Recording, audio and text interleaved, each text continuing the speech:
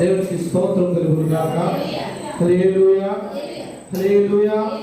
ప్రియమైన దేవుని బిడ్డలారా, చదవబడిన వాక్య పట్టణంలో ఎలీషా అనే ఒక సేవకుడిని మనం చూస్తా ఉన్నాం. ఇతను ఏ పట్టణానికి వెళ్ళాడు అని మనం ఆలోచన చేసినట్లయితే, ఏ పట్టణంకి వెళ్ళాడు అని మనం ఆలోచన చేసినట్లయితే గిల్గాలు అనే ఒక ప్రాంతానికి నేను వెళ్ళాడు. ఏ ప్రాంతానికి వెళ్ళాడు? గిల్గాలు అనే ఒక ప్రాంతానికి ఇతను దేవుని ద్వారా నడిపించబడ్డాడు. దేవునికి స్తోత్రం కలుగును గాక. హల్లెలూయా. ఆ ప్రాంతము ఎటువంటిదై ఉన్నది అని అంటే కరువు కలిగిన ప్రాంతమై ఉన్నది. ఆ ప్రాంతములో ప్రజలందరికీ కరువు ఉన్నది. ఆ ప్రాంతములో ప్రవక్తలందరికీ కరువు ఉన్నది. అటువంటి సమయంలో ఈ ఎలీషా అనే సేవకుడు ఈ గిల్గాలు అనబడు ప్రాంతానికి నడిపించాడు. అక్కడ ఉన్న ప్రవక్తలు ఒక 100 మంది ఉంటే వాళ్ళ దగ్గరికి ఈ ఎలీషా వెళ్ళాడు. అలా ఎలీషా వెళ్ళిన తర్వాత ఎలీషా ప్రవక్తలతో మాట్లాడుతూ ఇటు రీతిగా ఉంటా ఉన్నాడు. ఒరే, పొయ్యి మీద కుండ పెట్టండి. అది చిన్న కుండ కాదు, ఎక్కువ పెట్టమన్నాడు. పెద్ద కుండ పెట్టండి. ఆ దేవునికి స్తోత్రం కలుగును గాక. హల్లెలూయా, హల్లెలూయా. ఆ శిష్యుల్లో ఒకడు, అయ్యగారు నేను కూరకి కొన్ని ఆకులను తీసుకుని వస్తాను, కూరాకులను తీసుకుని వస్తాను అని పరిగెట్టుకుని వెళ్ళాడు. వెళ్ళి ఎర్రి యొక్క ద్రాక్ష ఆకులు చూశాడు. అవి ద్రాక్ష ఆకులే, కానీ దాని గుణము వెర్రి ద్రాక్ష ఆకులు అంటారు.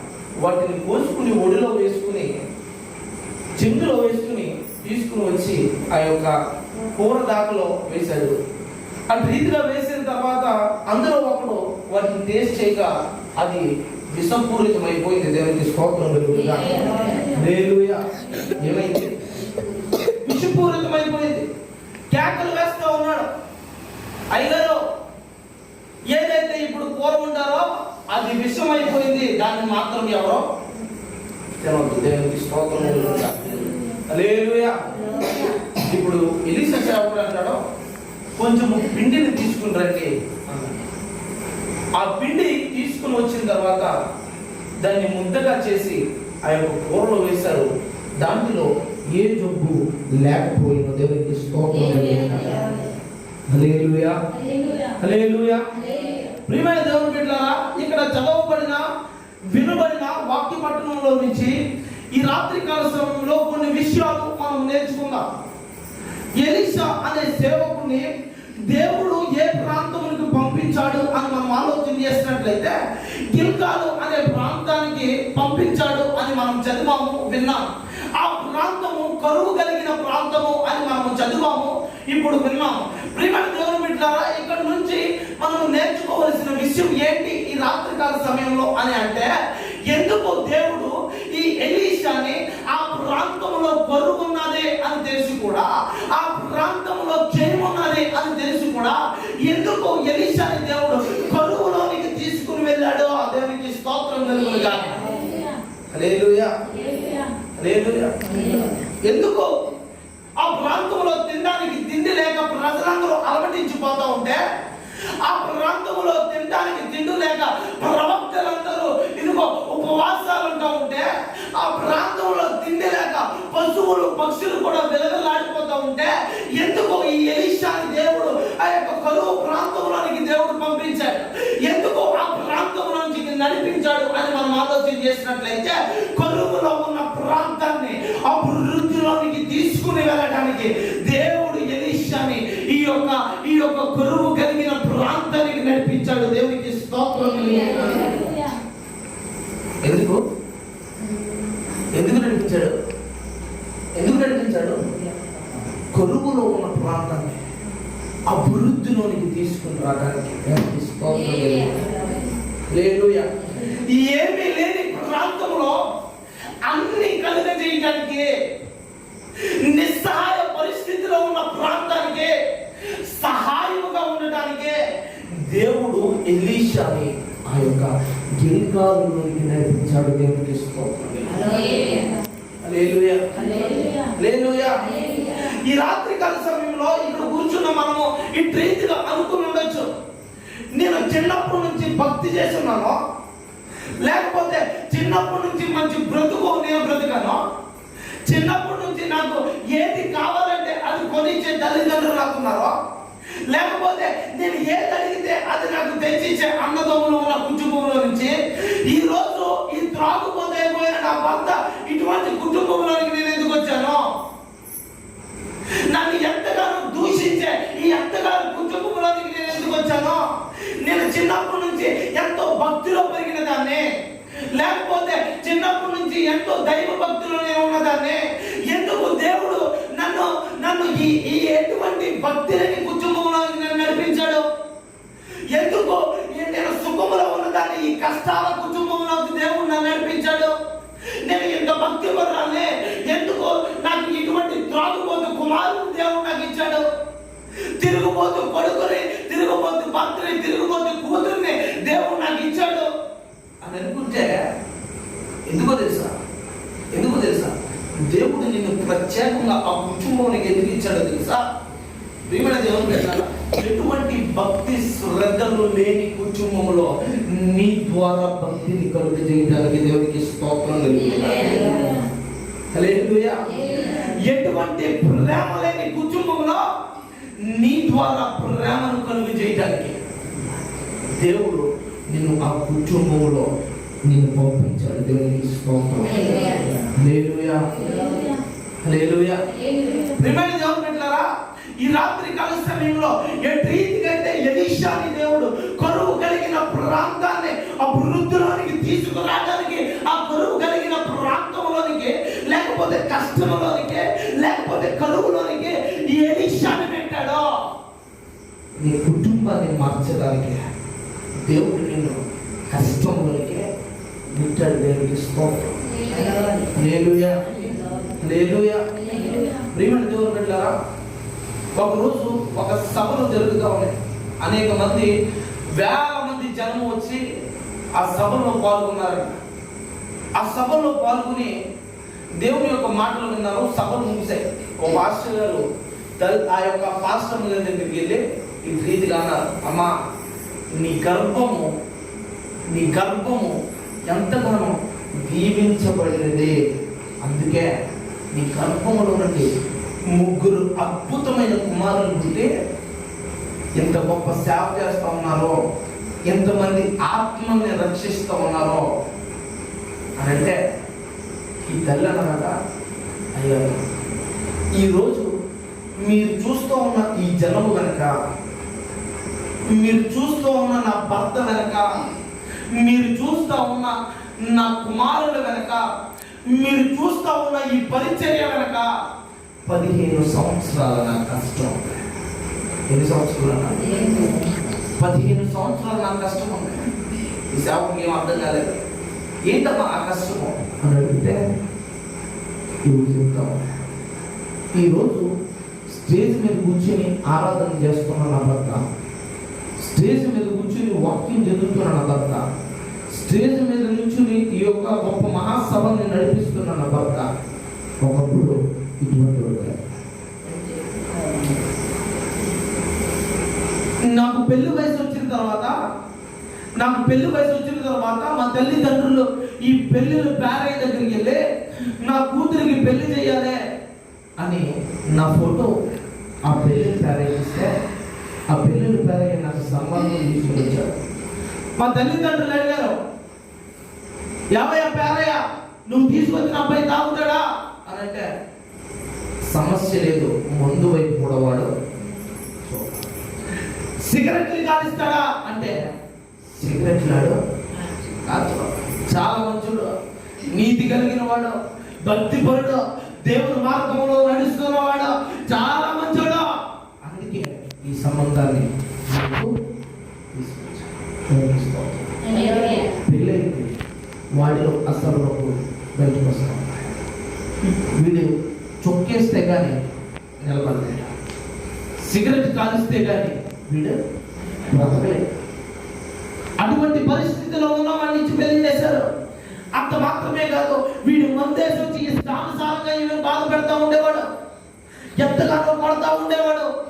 ఈ సిగరెట్లు కాల్చిన పీకలతో ఆమెని కాలుస్తూ ఉండేవాడు. ఎంతగానో కష్టాలు అనుభవిస్తూ ఉండే. ప్రియమైన దేవుని బిడ్డలారా, ఈ పెళ్లికి పేరయ్య దగ్గరికి వెళ్ళి ముందు అలవాటు లేదన్నావు,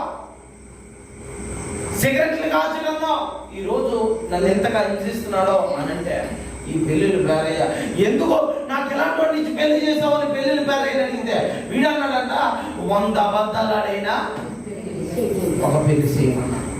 నేను 90 అబద్ధాలే 100 కూడా ఆడలే. అడ్జస్ట్ అయిపో తీసుకో ఏమన్నాడు, అడ్జస్ట్ అయిపో. ఈ తల్లి అటు రీతిగానే ఉంది, ప్రార్థన చేసుకుంటూ ఉంది. కొంతమందికి చెప్తే విడాకులు ఇచ్చేమన్నారు, కొంతమందికి చెప్తే మహిళా సంఘాల్లో వెళ్ళమన్నారు, కొంతమందికి చెప్తే వాళ్ళు వదిలేసి ఈ తల్లి అటు రీతిగా వెళ్ళకుండా అటు రీతిగానే ఆ ఇంటిలోనే ఆ కుటుంబంలోనే ఉంది. అహర్నిశలు ప్రార్థిస్తూ ఉంది, అహర్నిశలు కన్నీరు కారుస్తూ ఉంది, అహర్నిశలు ఒక భర్త కోసం తన పిల్లల కోసం ఎంతగానో వేదన చెందుతా దుఃఖం చెందుతా ఎంతగానో ఏడుస్తూ దేవునికి ప్రార్థిస్తూ ఉండేది. ఒకరోజు ఈ తల్లి ప్రార్థన చేసుకుంటా ఉన్నది. మందు తాగిన భర్త వచ్చాడు, వీటికి మందు సరిపోలేదంట, ఇంకా డబ్బులు కావాలి, డబ్బులు ఇస్తావా ఇవ్వా అన్నాడు. ఈమె నా దగ్గర లేవన్నది, కొట్టాడు. ఉన్న డబ్బులన్నీ తీసుకుని మళ్ళీ తాగడానికి వెళ్ళిపోతున్నాడు. భయంకరమైన యాక్సిడెంట్, లారీ వచ్చి గుద్దేసింది, హాస్పిటల్ పోలేకపోయాడు. 2 రోజులు హాస్పిటల్లో ఉన్నాడు. ఎంతగానో ఇతను హింసించిన తన భార్య, ఎంతగానో ఇతను బాధపెట్టిన తన భార్య ప్రేమైన దేవుని బిడ్డలారా అతనికి సేవ చేసుకుంటా ఉన్నాడు. ఆమె చూపిస్తున్న ప్రేమకి ఇతనికి పశ్చాత్తాపం ఉంటుంది. నేను ఇంకెప్పుడు ఉంటాను, నీతో పాటు మందిరానికి వస్తాను, నీతో పాటు భక్తి చేస్తాను. ప్రేమైన దేవుని బిడ్డ అతని యొక్క మనసు మార్చుకుని పశ్చాత్తాపడ్డాడు. దేవుడు తీసుకోవాలి లేదు. ఆ రాత్రి దేవుడు అతనితో మాట్లాడాడు. నేను నా సేవకి ఏర్పాటు చేసుకున్నాను, నీవు నీ భార్య వెళ్ళి ఈ యొక్క సువార్తలు పునర్వించడం మొదలు పెట్టండి, మందిరాన్ని కట్టడం మొదలు పెట్టండి, దేవుని గురించి చెప్పడం మొదలు పెట్టండి. అలా మొదలు పెట్టిన మేము ఇలా 8,000 ఆత్మని సంపాదించాం. దేవునికి స్తోత్రం. హల్లెలూయా. ఎందుకు ఈ భక్తి కలిగిన స్త్రీని దేవుడు ఆ ఇంటిలోనికి పంపాడు అని మనం ఆలోచన చేసినట్లయితే ఆ కుటుంబాన్ని మార్చడానికి.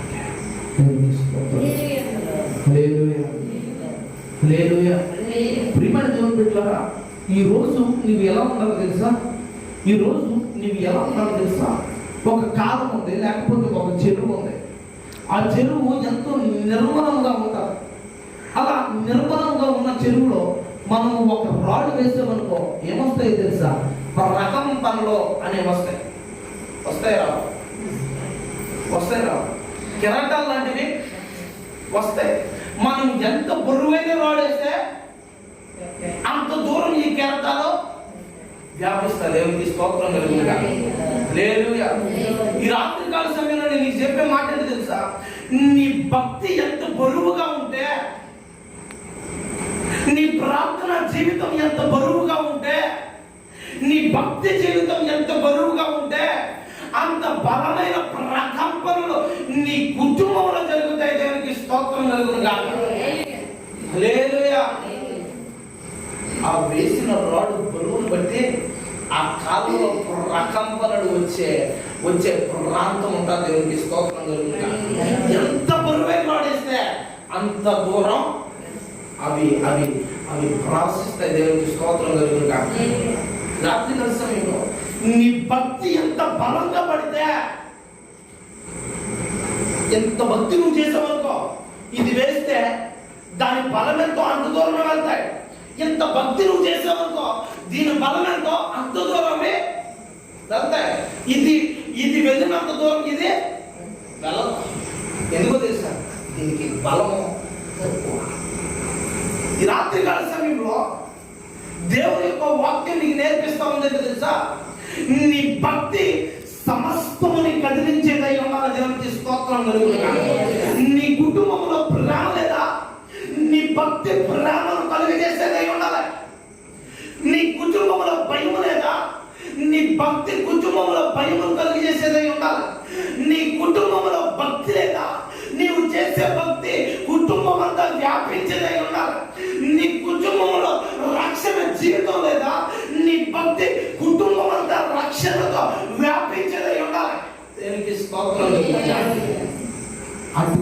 భక్తి నువ్వు చేస్తే, అటువంటి భక్తి నువ్వు చేస్తే నీ కుటుంబాలు తప్పకుండా మార్చబడతాయి. దేవునికి స్తోత్రం.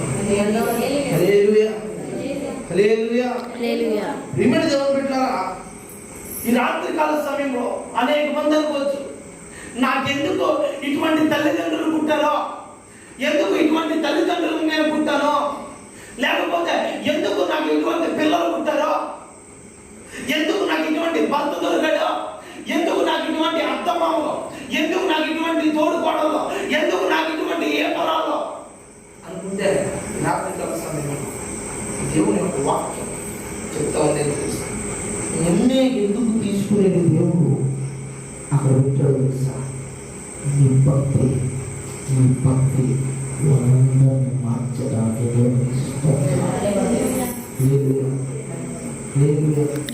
క్షేమంలో ఉన్న కుటుంబాన్ని క్షేమంలో నడిపించడానికి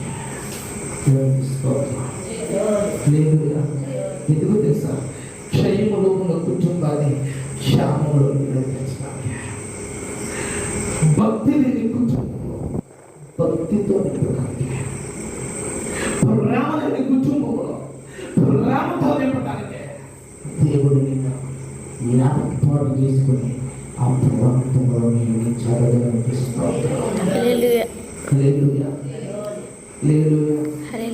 ఎప్పుడు మారుతుందయ్యా అంటే, ఎప్పుడు మారుతుందయ్యా అంటే నీ భక్తి గురువు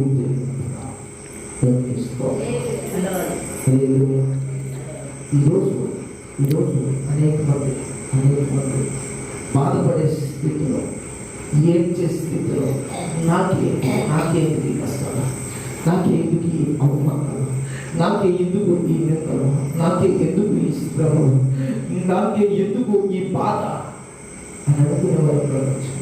ఇప్పుడు ఎలీషా కూడా వెళుతున్న మార్గంలో ఈ రీతిగానే అనుకుంటారా? నేను ఒక్కనే ఉన్నాను ఆ ప్రవక్తనే, ఇంకా 100 మంది ప్రవక్తలు ఆ ప్రాంతంలో ఉన్నారు కదా, దేవుడికి నేను ఒక్కటే కనిపించానా ఆ కొరువులోనికి వెళ్ళడానికి? ఇక నాకు అన్నీ ఉన్నాయి, ఎందుకు నన్ను దేవుడు కొరువులో నడిపిస్తూ ఉన్నాడు? ఇక్కడ నాకు తినడానికి సమృద్ధైన ఆహారం ఉంది, నన్ను ప్రేమించడానికి అందరూ ఉన్నారు, నన్ను బుజ్జగించడానికి అందరూ ఉన్నారు. ఇప్పుడు ఎందుకు నేను ఆ గిల్గారు ప్రాంతానికి వెళ్ళాలి? అక్కడ ఉన్న ప్రవక్తలు సరిపోరా? అక్కడ ఉన్న భక్తి పరులు సరిపోరా?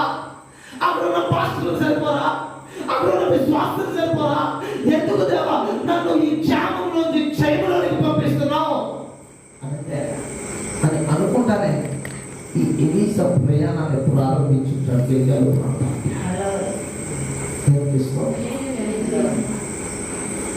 అని మనసులో అనుకుంటానే వెళ్ళుంటాడు గిల్గాలు ప్రాంతానికి. ఎందుకు నేనే నాకే ఎందుకు, ఎప్పుడు నేనే అనుకుంటానే ఈ ఎలీషా ప్రయాణాన్ని ప్రారంభించే ఎలీషాకి అక్కడ ఎందుకు తెలుస్తాను, ఎందుకు క్షేమంలో ఉన్నదాన్ని క్షేమంలో నడిపించగలిగిన వాడు నేను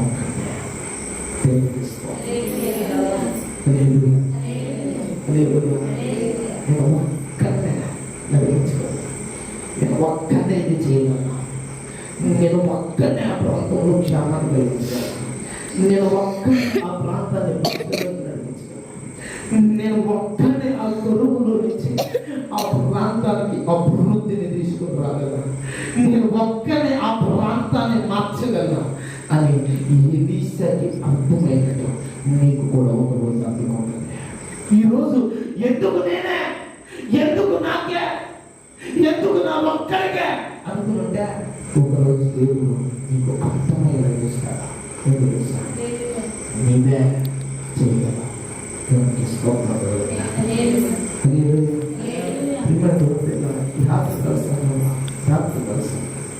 దేవుని వాక్యం ఎంతో సూటిగా మాట్లాడుతూ ఉంటాడు.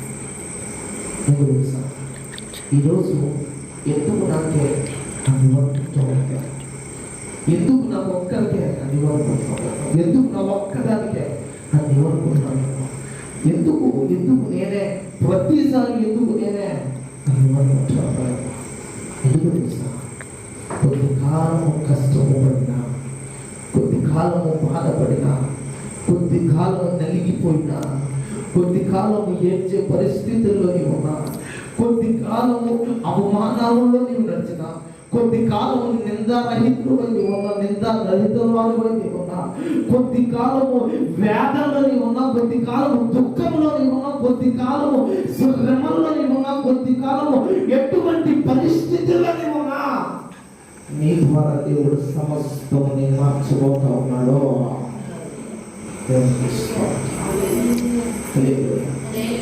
నీ ద్వారా సకల అభివృద్ధిని దేవుడు నీ కుటుంబానికి తీసుకొని రాబోతా ఉన్నాడు. సకల క్షేమముని దేవుడు నీ కుటుంబం మీదకి తీసుకొని రాబోతా ఉన్నాడు. అష్ట ఐశ్వర్యములను దేవుడు నీ ద్వారా నీ కుటుంబానికి అందించబోతా ఉన్నాడు.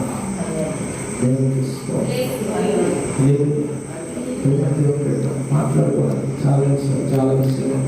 ఈ టాపిక్ ఆదివారం నేను కంటిన్యూ చేస్తాను. ఇప్పుడు మాతో నేను ముగించాలనుకుంటున్నాను. ఈ ప్రాక్టికల్ సమయంలో దేవుని యొక్క మాట మీతో మాట్లాడి ప్రదేశాలు ఎందుకంటే ఈరోజు దేవుడు నేను ఏర్పాటు చేసుకున్నాను. ఎందుకు అంటే నీ ద్వారా అనేక మందిని మార్చబడి, నీ కుటుంబం మార్చబడే స్థితిలో ఉన్న దేవుడు నీ ద్వారా మార్చడానికి ఇష్టపడతాడు. నీ కుటుంబం ప్రేమ లేని పరిస్థితిలో ఉన్న దేవుడు నీ ద్వారా నీ కుటుంబంలో ప్రేమ కలిగిపోతా ఉన్నాడు. నీ కుటుంబం చల్లా చెదిరైపోయిన పరిస్థితిలో ఉన్న నీ ద్వారా దేవుడు నీ కుటుంబాన్ని కట్టబోతా ఉన్నాడు. నీ కుటుంబం అవమానాల్లో ఉన్న నీ ద్వారా దేవుడు నీ కుటుంబానికి గొప్ప గౌరవాన్ని తీసుకొని రాబోతా ఉన్నాడు. నీ కుటుంబం నవ్వులు పాలైపోయిన పరిస్థితిలో ఉన్నా నీ ద్వారా దేవుడు నీ కుటుంబానికి గొప్ప తేజస్సును తీసుకొని రాబోతా ఉన్నాడు.